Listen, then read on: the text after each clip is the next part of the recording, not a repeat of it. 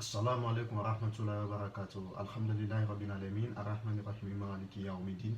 Iyyaka na'budu wa iyyaka nasta'in. Ihdina siratal mustaqim.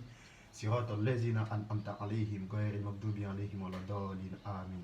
Allahumma salli ala sayyidina Muhammad al-Fatih lima ughliqa wa li-khatimi lima sabaqa. Nasir al-haqqi bil haqqi wa li-hadi ila siratikal mustaqim wa ala alihi haqqa qadrihi wa miqdarihi al-azim. Je salue tout le monde et je vous salue du fond de mon cœur. Et je vous remercie pour tous ceux qui ont suivi nos dernières vidéos sur la présentation de notre nouvelle chaîne ainsi que sur la définition et la cause du surnom Al-Mahdi. Alors pour cette vidéo, nous allons vous parler, comme nous l'avons déjà promis,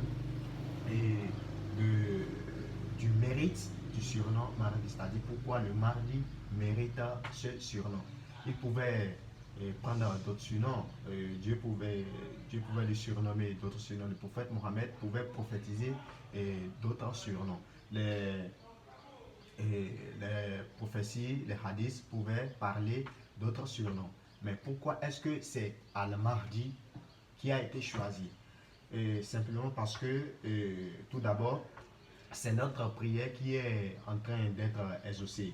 Et notre prière qui est en train d'être exaucée de telle manière que vous allez constater avec moi que dans le monde des musulmans, chaque fois que nous prions, chaque fois que nous faisons la salat, et quand nous récitons la sourate al-Fatiha, c'est-à-dire la sourate l'ouverture, et les 7 répétés, il y a une partie dont nous disons Ihdina siratal mustaqim. Par exemple, nous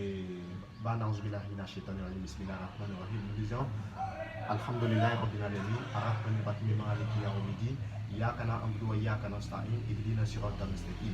Vous voyez, ihdina siratal mustaqim, siratal ladzina an'amta alaihim ghayril maghdubi alaihim waladdallin. Donc, quand on dit ihdina siratal mustaqim, ça veut dire Dieu guide-nous sur le droit chemin, guide-nous sur le chemin de la vérité, sur le chemin de la guidée. Alors, moi, en tant que musulman, je le dis, tous les musulmans que nous suivons, quand ils font la salat, ils le disent également. Tout dans les autres religions aussi, les chrétiens, les juifs, et tout le monde, nous demandons la guidance de la part de Dieu. Donc, c'est cette prière que nous faisons chaque fois, c'est ça qui est en train d'être exaucé. Voyez-vous? Donc, comme nous demandons la guidance, ce qui veut dire que, à quelque part, dans chaque religion, il y a des erreurs, il y a des choses dont nous ne comprenons pas encore. Il y a des insuffisances qui sont à notre niveau dans le domaine de la pratique, dans le domaine de la compréhension des choses, de la religion. Donc, pour pouvoir mettre en pratique, pour pouvoir bien adorer Dieu. Donc, c'est pour cela que Dieu nous enverra un guide. Et bien, ce guide sera surnommé le guidé, qui est Al-Mahdi. Voyez-vous? Donc c'est pour cela, voilà l'une des raisons pour laquelle le Mahdi est surnommé Al-Mahdi, c'est-à-dire le guidé. Donc c'est pour cela lui-même, il devait être d'abord égaré et après il sera guidé pour devenir le guide pour les autres. Et donc c'est ça. Et vous allez remarquer que dans cette sourate al-Fatiha, la première sourate du Coran, cette sourate est intitulée l'ouverture, voyez-vous, l'ouverture, ou bien le prologue, ou bien les 7 répétés. Eh bien, quand cette sourate est l'ouverture, ce n'est pas aussi l'effet du hasard. Ce qui veut dire que si le Mahdi sera appelé le guide, et ce qui veut dire il viendra pour nous guider sur une nouvelle ouverture d'esprit, sur une nouvelle ouverture de compréhension des choses, d'interprétation des choses. Voyez-vous? Donc c'est ça, et c'est pour cela il est Al-Mahdi, le guidé.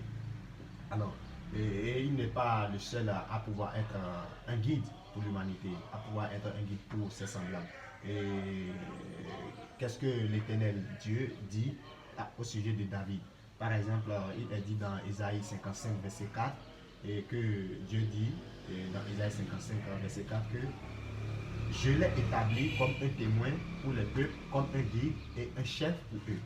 Donc, c'est ça, David. David fut un guide, un chef et un témoin pour ces peuples à l'époque. Donc, il fut un guide, David, le prophète David. Et au sujet de Moïse, qu'est-ce que le Coran nous dit? Le Coran 32, verset 23 nous dit nous avons fait de Moïse un guide pour les enfants d'Israël. Ce qui veut dire que Moïse aussi fut un guide pour son peuple, pour le peuple d'Israël. Donc, le Mahdi n'est pas la première personne à vouloir être un guide. Mais pour lui, il sera un guide pour l'humanité tout entière. Pas non seulement pour son pays, ni son continent, ni son ethnie, tout ça, mais pour toute l'humanité au titre du prophète Mohammed. Alors, donc de cette façon, nous pouvons comprendre que le Mahdi deviendra un conducteur d'hommes, un meneur d'hommes, un guide pour les terriens. Voyez-vous? Donc c'est ça, il viendra trancher sur la divergence des humains. Donc c'est ça. Alors, puisque c'est une mission qui lui a été confiée. Alors, par cela, le Mahdi est comparable à un pilote d'avion. Voyez-vous, le pilote représente le Mahdi. L'avion représente le monde entier et les passagers de l'avion qui sont dans l'avion représentent les terriens, les humains. Donc, c'est ça. Et n'importe qui ne peut pas être pilote si ce n'est celui qui a été préparé pour le faire. Et donc, ou bien il sera comme un capitaine de bateau qui est apte à diriger et un capitaine de navire qui est apte à diriger et à conduire un navire d'un endroit à un autre. Donc, c'est ça. Eh bien, comme bonus pour appuyer notre explication, nous allons vous montrer une chose. Regardez ce truc avec moi. Vous allez constater que ici, nous avons Al-Mahdi. Voyez-vous, c'est écrit en arabe. Al-Mahdi, c'est un mot, c'est un surnom composé, n'est-ce pas, de 6 lettres. Et comme beaucoup le savent avec moi, beaucoup le savent déjà, que chaque lettre a une équivalence numérique, a une vibration numérique. C'est-à-dire chaque lettre porte une valeur numérique. Que ce soit en français, que ce soit en arabe. Maintenant, pour l'arabe, c'est que Alif, voici Al-Mahdi, voyez-vous. Donc, Alif a pour valeur 1, Lam a pour valeur 30, Mim a pour valeur 40, Haw a pour valeur 5, et Dal a pour valeur 4, Ya a pour valeur 10. Le total fait 90. 90 qui revient à 9 plus 0, ça revient à 9. Voyez-vous, donc Al-Mahdi au total revient à 9. De la même manière, Al-Mahdi, son équivalence en français, ça veut dire le guidé. En arabe, ça veut dire Al-Mahdi. Sa traduction en français, ça veut dire le guidé. Voyez-vous le mystère qui est contenu dedans. Et comme nous l'avons déjà dit, les lettres en français aussi ont des valeurs numériques. Et si nous considérons l'ordre alphabétique de l'alphabet français, nous allons constater que L a pour valeur 12, E a pour valeur 5, G a pour valeur 7, U a pour valeur 21, I a pour valeur 9, U a pour valeur D a pour valeur 4 et E a pour valeur 5. Le total fait 63. 63 qui revient à 6 plus 3, ça revient à 9. Al-Mahdi en arabe au total fait 9 et le guidé, son équivalence, le guidé en français revient à 9. Et ce n'est pas l'effet du hasard. Le fait que les deux